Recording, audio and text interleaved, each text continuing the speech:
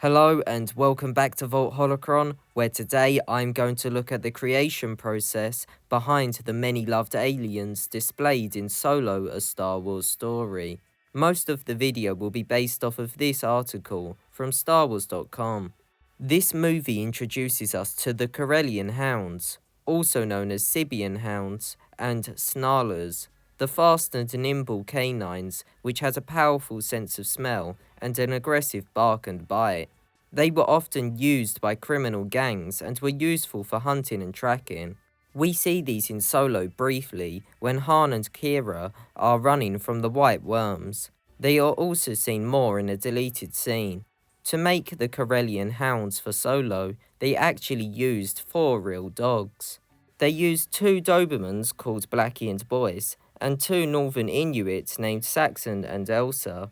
The dogs were given costumes. Lots of time and care was put into these costumes, with them being designed so that they were comfortable, had a great freedom of movement, had a wide range of vision, and were easy to breathe in. The costumes were net costumes with muscular structures underneath, out of foam latex. The costume then had CGI work done over the top of it to complete the look. Next, I will look at Lady Proxima. Lady Proxima was a crime boss and the leader of the White Worms. I explain her further in this video in the card.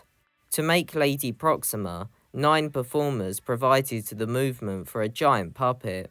This scene was done in a 20-foot deep water tank, and so many puppeteers had to tread in water. Now I'm going to look at some of the droids. I get that they're not really aliens, but I find this interesting. Many of the droids were fan-made, and were made by the UK R2-D2 Builders Club. Next is Argus Panox. Argus Panox was an Azumal who was present for Han Solo's first game of Sabacc with Lando Calrissian.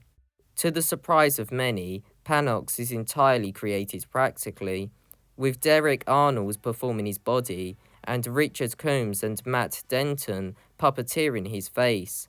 The head weighed 8 pounds, had 50 servo motors, and had a gyroscopic rig which was able to react to Arnold's head movements and position the eyes accordingly.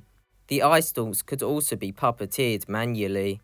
There are many other characters and practical effects done throughout Solo, but I feel that this selection of creatures gives a great insight into the process used to bring Solo to life.